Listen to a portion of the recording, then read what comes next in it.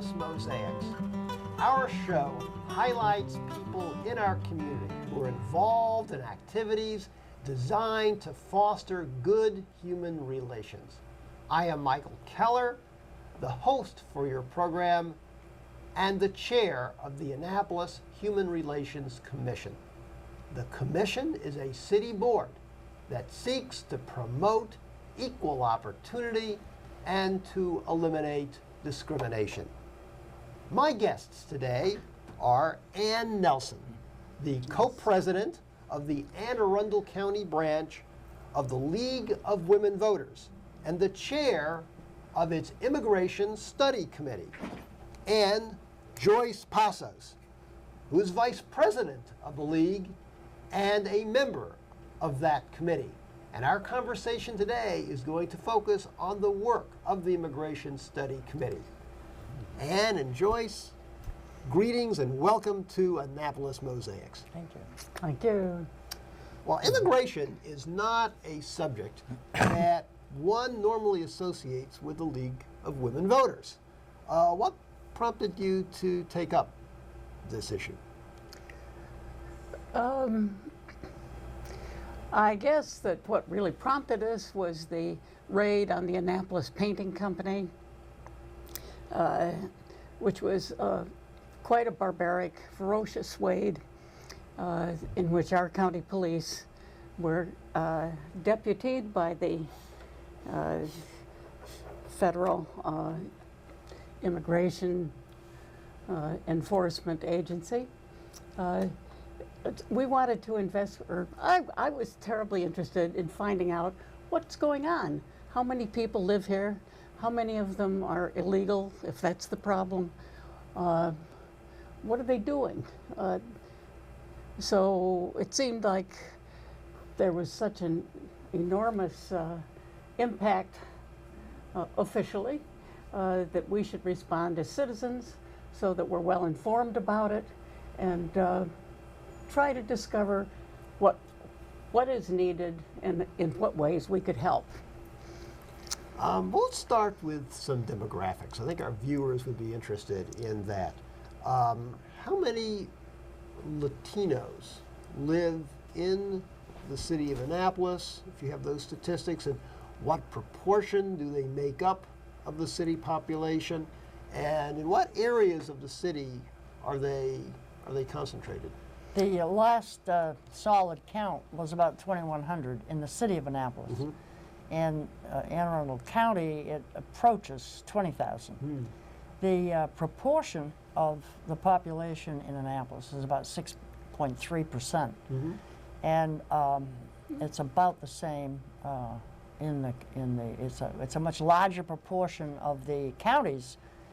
Well, we've focused, let me say first, we have focused our concerns primarily on the Hispanic Latino portion Mm-hmm. of the immigrant population, Mm-hmm.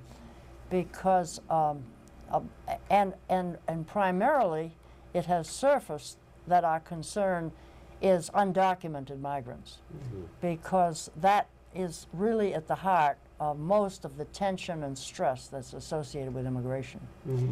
And so we backed into that because of the reality of the information that we uncovered early in the study. Mm-hmm. Well, tell our viewers a little bit about the major conclusions of the report that the Immigration Study Committee did.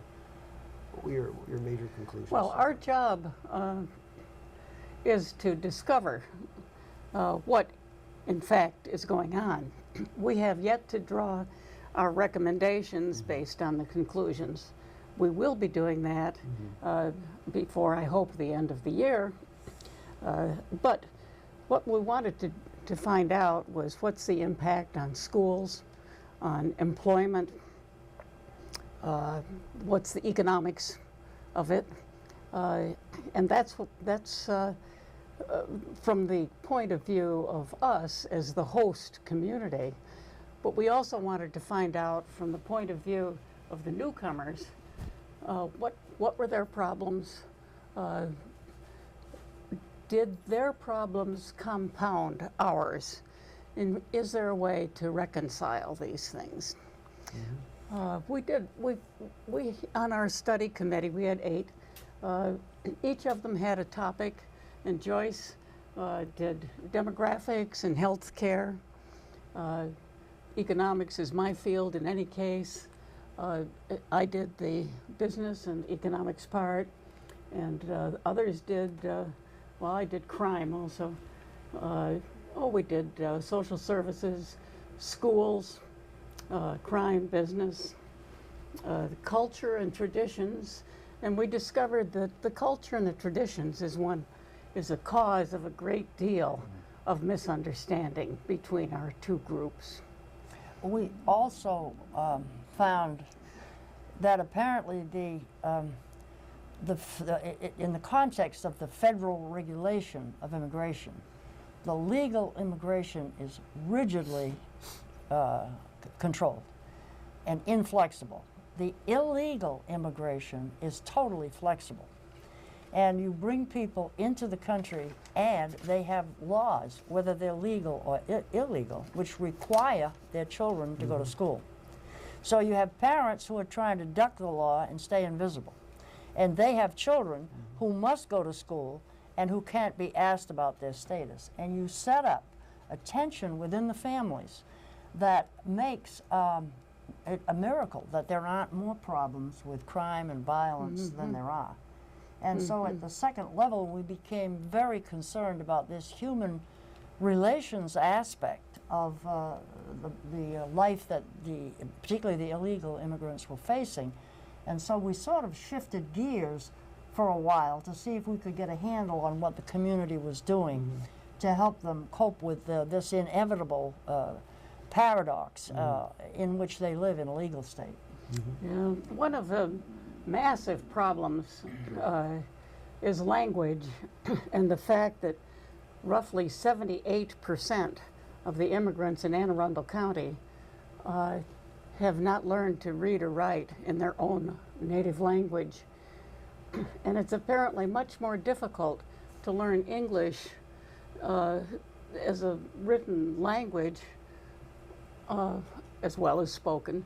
But if you haven't got the education back home, so the result is that most of the adults really don't get a handle on English, and they don't really see the need for it, but the need is very, very high. They're severely penalized because of their lack of knowledge of English. Well, and they're also penalized by the fact that it is such an uncommon phenomenon for an American native to want to reach out and learn a language so they can communicate with people who've arrived that don't have their English skills. And although I think a lot of our children and grandchildren especially are picking up Spanish. Yeah, but the older groups have a resistance to that. And I. And the question is whether or not you can leave it totally with the immigrant to develop the bridge across which the human relations progress can be made. And as a native population, we haven't yet taken that responsibility on. Now, talking a little bit about the culture of the Latino community, there's a perception out there, and I know the perception isn't true, and maybe you can elaborate on it, that the Latino community is very monolithic. There's like one Latino community. Could you elaborate on that issue for us? Well, I'd like or Joyce to speak to that. Okay. Joyce was married to a Guatemalan? Brazilian, of course, Brazilian.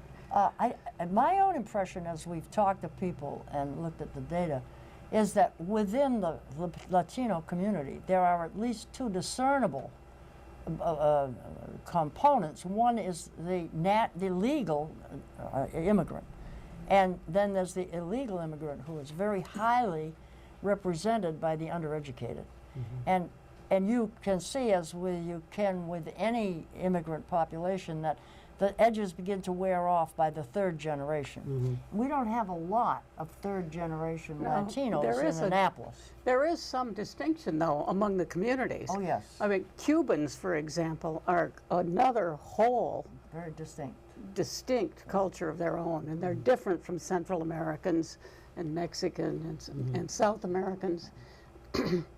But I would postulate that it isn't much more than just the kind of family feeling that we all have for our native country.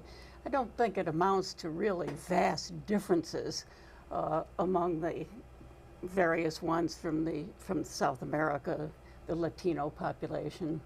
Well, Would one you of the say- main attributes that's pretty consistent is that it's a male-dominated model for couple and family relationships. That seems to be pretty consistent until you get up into the third generation and beyond. And that patriarchal structure has immediate consequences for both the spouse and for the children. And they, of course, we just learned this past week with the last focus group that the children are euphoric about soccer. Well, and of course, in our culture, that is just becoming an acceptable alternative for kids. So maybe that'll be a bridge across which we can forge some relationships to improve the group tension. And you just made reference to the focus group. It's my understanding that the study committee assembled a focus group of organizations that provide after-school programs for children of middle school age in an effort to counter the attraction of gangs. Could you tell our viewers a little bit more about that? Well, this was we first conducted a study of the culture and traditions. You're taking a break? No, but I guess you can cut that out. I will now that I was just trying to tell him 3 minutes. Yeah. Just start your answer again, or kind of ask her again, and I'll. Oh, okay. You're gonna just reset it. Yeah. Well, the end of your question. Yeah. Are we doing the right thing for you? Do Uh, you have advice for us? No, we're doing have fine. fun with it. We're doing fine. Have We're fun doing with fine. Yeah. Don't worry about Bruce's hand signs. I keep an eye on it, and I know where we're going. Okay. So we're talking a little bit about the focus groups, and it's my understanding that the study committee assembled a focus group of organizations that provide after-school programs to students of middle school age in order to counter the attraction of the gangs. Can you let our viewers know a little bit about that? Yeah, let me give you a little background on that. Okay. At the conclusion of our general study, we discovered that there was a hole that was not being covered well, and that was for the children of middle school, 11 to age 14, roughly, and that where Annapolis has been really quite clear of gangs, about 1.5 years ago they began to form, and children this age, this middle school age, were being recruited into them. So our thought was, what do you do with these kids after school? What's going on? Is there enough for them? Are people concentrating too much on the high school or the elementary or so on? So we called together the official groups, the police, the social services, the schools, the health, Some nonprofits. and some of the nonprofits to tell us what they're doing. And we hoped that we, together with this interaction among them, because surprisingly enough, while they do a great deal and they know each other to a degree, they aren't that well informed about what each other is doing. No. So this was an opportunity not just for us, but for them. And we did see at the focus group, which was rather It was a gratifying to us, that they'd be leaning forward, listening attentively to what someone else was saying. In fact, it was delightful that actually the control of the interaction took over, and rather than the moderator controlling it. Yes. They were so excited to talk to each other. And it was exactly what we wanted to happen. Yeah, We it were really hoping it was. would be a catalyst for interaction among those that were working in the field. And I would say we got out of that one thing that really startled me, and I don't see anything quite what to do about it at this point, but maybe in our effort as catalysts, something will appear. The Hispanic liaison to the of the police department calls it abandonment of children. The problem isn't that the parents mean to abandon the children, but the father may have come here earlier and then brought his family. He may have actually established another little family while he was here. So he may have two families, not just one. He's supposed to be putting the bread on the table, but the mother, who's supposed to keep the house together, instead is going out and working 2 jobs to bring home enough to keep the family solvent. All right, comes school, the end of school, kids come home, there's nobody there. There's nothing going on, and nobody really is concerned about them. But there's a lot on the street. There's a lot of things going on the street, and there's television. And one of our participants said that for the middle school children, at 4 o'clock in the afternoon, it's sexual activity in every home. There's nobody there. Well, we're going to take a break now, and when we return, I'm going to be talking with Joyce and Ann about some of the specific issues that they mentioned earlier as part of the Immigration Study Committee's report.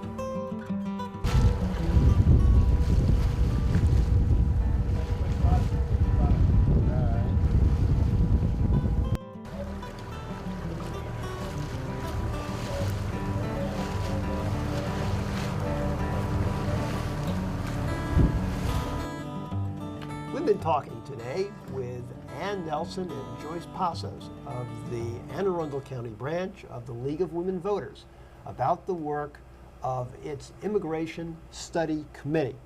We're going to go over some of the specific issues that you mentioned briefly before, and we can provide our viewers with greater detail about it. Let's start with education. What is the impact of the immigrant community on the county schools? Some people believe that it's a drain on the budget. What do you have to say about that? Well, they've had English for speakers of other languages, which is ESOL. They also have one called ELL, English Learning Language, for 30 years in the schools. Our initial study and the report on it was geared to charges that we'd picked up in letters to the editor in the Capital newspaper. And one of the charges that came through is that the immigrant children are draining the budget, and it's our taxpayer money that is supporting them. So we looked into that. Is that true? Not particularly. Most of the funding for the extra attention needed for these children comes from the federal government and the No Child Left Behind funds. We also took a look at the dropout rates and see if they are much higher for immigrant children than they are for those here in our host country. The dropout rate for all of the county students, high school, is 3.2%. The dropout rate for the Latino children is 2.5. And for those who are of other immigrant status and take English as a special language, the dropout rate is 1.7%. So you can see that our immigrant children are doing better than the standard rate, dropout rate, of the county children as a whole. They're doing pretty well. However, they've got a problem when they finish school because all colleges, and the community college here, our excellent community college, charge them a full out-of-state tuition. So most of them can't go on. Well, those who were born here could, though, because they're citizens. Those who were born here, Those who were born here they are, can get to Anne Arundel Okay. County because they're citizens. they're citizens. It's the ones who came with their parents that have And the they problem. are, and I mean, one has to say, of course, they are out-of-state people, at least initially. Well, now they're there. So those were some of the school problems. There were others that we'd found. One Joyce has alluded to earlier is that that there's a family problem originates in the language. That is And the fear for the undocumented. and of course fear is a major deterrent problem. to integration. These poor folks, they're afraid of everything. They've come to a country that has shown itself to be quite hostile, and they've come in return for invitations from business. Actually, the graph lines between job opportunities and immigration is perfect, just yeah, almost parallel. perfect. Almost They parallel. come here for jobs only. That's it. Well, Well, there's a few countries in which violence has sort of encouraged them to migrate, but in most cases it's because they come no, it's from the because poorest they're sector. they're meeting labor market needs. In fact, for their labor market needs of low-skilled laborers. Nationally, they're probably putting some people out of jobs, which is a fear that's been expressed. And those are going to be your lowest skilled and probably least interested in work people. On the business side, the Latino immigrants are highly entrepreneurial. They may be uneducated, but they've got within them all the needs for being really good at what they do. They're conscientious workers. They start businesses here in Annapolis. We've got a taxi company, we've got a deli, we've got a couple of cash checking places. Those people are probably Restaurant. documented, though. Probably the undocumented couldn't get to that level of entrepreneurial success. Well, it'd be much harder for them. Yeah. Part of the problem there is banks.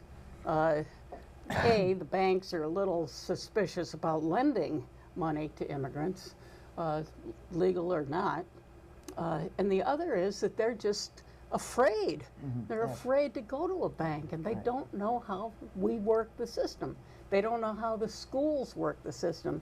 And when they don't have the language, there are things available to them. There are benefits available, and they don't know how to acquire it or access it. They don't even know they're there. And it's only because